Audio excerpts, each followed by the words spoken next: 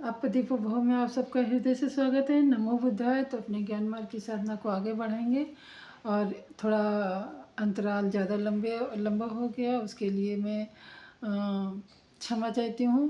और जो भी चाहे एक व्यक्ति ही क्यों ना देख रहे हो, उनसे मैं क्षमा चाहती हूँ।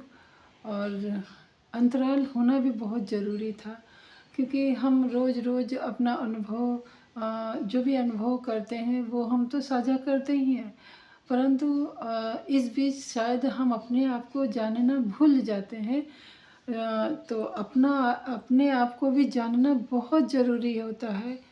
और अपने आप को हम तभी जान पाएंगे जब हम अपने से साक्षात्कार करेंगे। और वो साक्षात्कार कब होता है?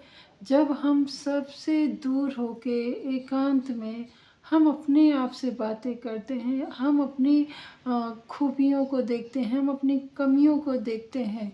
जब हम दोनों चीज़ों को देखते हैं, समानता के तौर पे देखते हैं, तब जाके एक अच्छा निर्णय होता है कि हम क्या हैं और कहाँ पे हम खड़े हैं, हमारी स्थिति क्या है, गृहस्थ जीवन में हमारी स्थिति क्या है और साधना के स्तर पे हमारी स्थिति क्या है। तब हम जाके अपना मूल्यांकन कर सकते हैं, क्योंकि हम आपसे के सम्मुख तो हम अपना अनुभव शेयर कर सकते हैं, पर हम अपने आप को भूलने लगते हैं, हम अपनी सांसों का ध्यान रखना भूलने लगते हैं कहीं ना कहीं। और कहीं ना कहीं हम लोग थोड़े से भ्रमित भी हो जाते हैं, गर्व से भर जाते हैं। स्वाभिमान तो वो अलग बात है, पर कहीं ना कहीं एक हल्का सा, क्योंकि हम मानव हैं और मानव का स्वभाव कुछ इस प्रकार से प्रकृति ने बनाया है कि स्वतः ही वो अपने आप सारे विकार या फिर बोलिए कि जो अच्छे आदतें रहती हैं वो अपने आप समाहित होने लगती हैं। और इन्हीं अच्छे आदतों को और जो बुरे विकारों को देखने का जो काम करता है वो है हमारा साधना। वो है हमारी ध्यान साधना, अपनी सांसों को साधना, अपनी सांसों के आवागमन को देखना। जब हम अपनी सांसों की डोर के सहारे हम ध्यान की पगडंडी पे चलते हैं, तो हम बहुत आगे निकलने की तो कोशिश करते ही हैं, परंतु संभल संभल के चलने में ही हमारा फ़ायदा है। क्योंकि संभल संभल के जब हम चलते हैं तो हमारे अपने अंदर की कमियां, हमारे अंदर के अपने गुण सब कुछ उजागर होते हैं। और उन सब के का जब हम मूल्यांकन करते हैं तब हम सही मायने में कुछ अपने आप को मानते हैं। तो जैसे उदाहरण के लिए हम कह सकते हैं कि फ़र्ज़ करो हम कोई जंगल के रास्ते से जा रहे हैं कहीं। आजकल तो जैसे कि बहुत काम भागा दौड़ी जीवन में हफ्ते में या महीने में अपने अपने लिए, अपने परिवार के लिए हम लोग कहीं मन के बदलाव के लिए, मन की खुशी के लिए हम लोग कहीं घूमने फिरने जाते हैं। तो आजकल तो बहुत ही ऐसी कृत्रिम चीज़ें हैं जो बनाई गई हैं जंगल के रूप में। और वहाँ पे इंसान थोड़ी देर जाके प्रकृति से जुड़ के या फिर कुछ नया देख के उसको अच्छा महसूस होता है, एक ऊर्जावान उसके अंदर महसूस हो, अपने आप को वो करता है। तो समझ लो कि आप कहीं घूमने गए हैं और वो कहीं चिड़ियाघर है या फिर कुछ जंगल जैसा एरिया है। इस जगह आप घूमने गए, आप रास्तों से अनजान हैं, आपको रास्ता नहीं पता है। तो आप कोई भी पगडंडी पकड़ेंगे, उस पगडंडी को आप बहुत ही ध्यानपूर्वक उस पगडंडी पे चलेंगे, देखेंगे कहीं कोई जानवर तो नहीं आ रहा, कहीं कोई कांटा तो नहीं है, तो या फिर कहीं कुछ ऐसा तो नहीं है जो हमें नुकसान पहुंचा दे। तो यह कहने का मतलब है कि आप उस पगडंडी पे, जो कि आप इस संसार में रह रहे हो, उस जगह को जानते हो और ये भी मानते हो कि यहाँ पे सुरक्षा गार्ड बहुत हैं, कुछ हो जाएगा तो हमें बहुत जल्दी सहायता मिल जाएगी। इतना सब कुछ जानने के बाद भी आप उस पगडंडी पे बहुत ही संभल के चलते हैं और चारों तरफ देखते रहते। एक ज़रा सी भी खड़खड़ाहट होती है तो आप पीछे पलट के देखने लगते हो कि कहीं कोई ऐसा जीव जंतु तो नहीं आ रहा जो आपके जीवन को हानि पहुंचा से दे, मतलब पहुंचा सके या पहुंचा दे। तो मतलब कहने का मतलब है कि आप जब इस सब चीज़ से जानते हुए भी, आप हर चीज़ से परिचित होते हुए भी आपको कहीं न कहीं भय लगता है कि जिस रास्ते आप चल रहे हैं वो रास्ता सही है कि नहीं।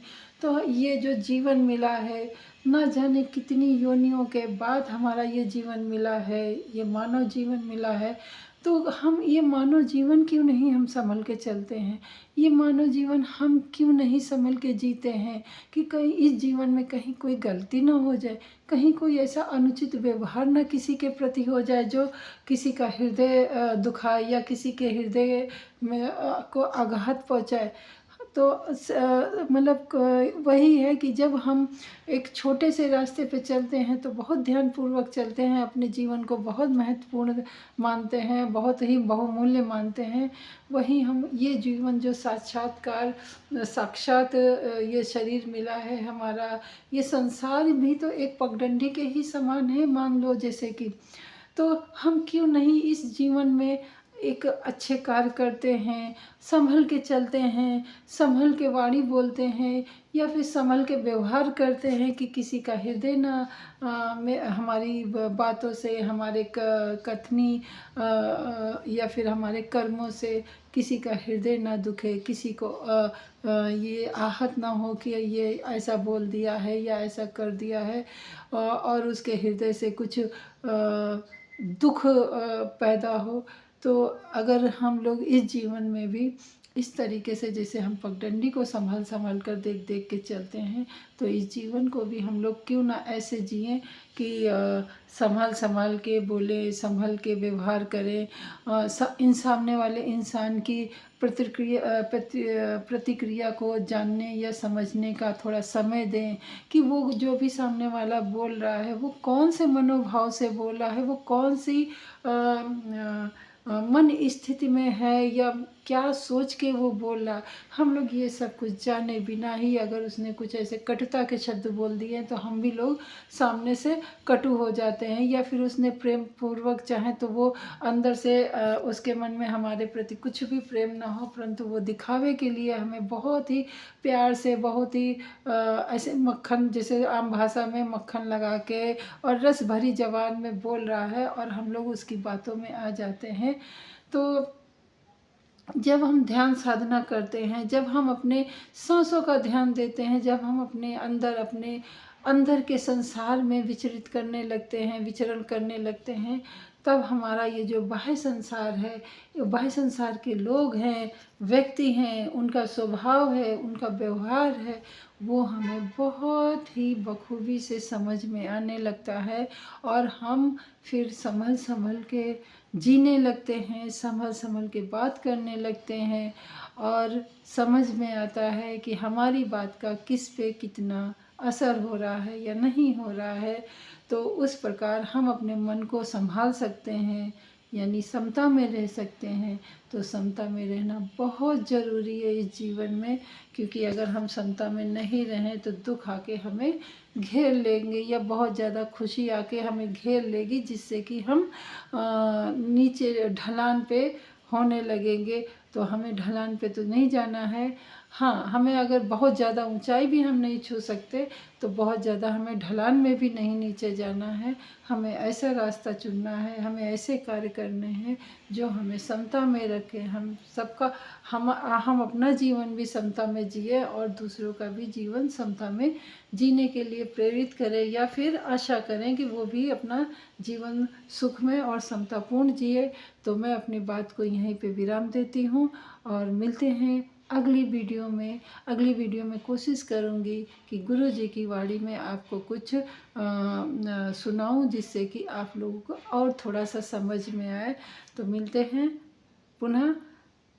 आप दीपोभव में आपका स्वागत होगा, और मेरी वाणी यहीं पे विराम चाह रही है। नमो भगवते बुद्धाय। आपका भी मंगल हो, हमारा भी मंगल हो, और सृष्टि के समस्त प्राणीजनों का मंगल हो, ऐसी आशा से हर पल हर घड़ी जिए। कल्याण हो।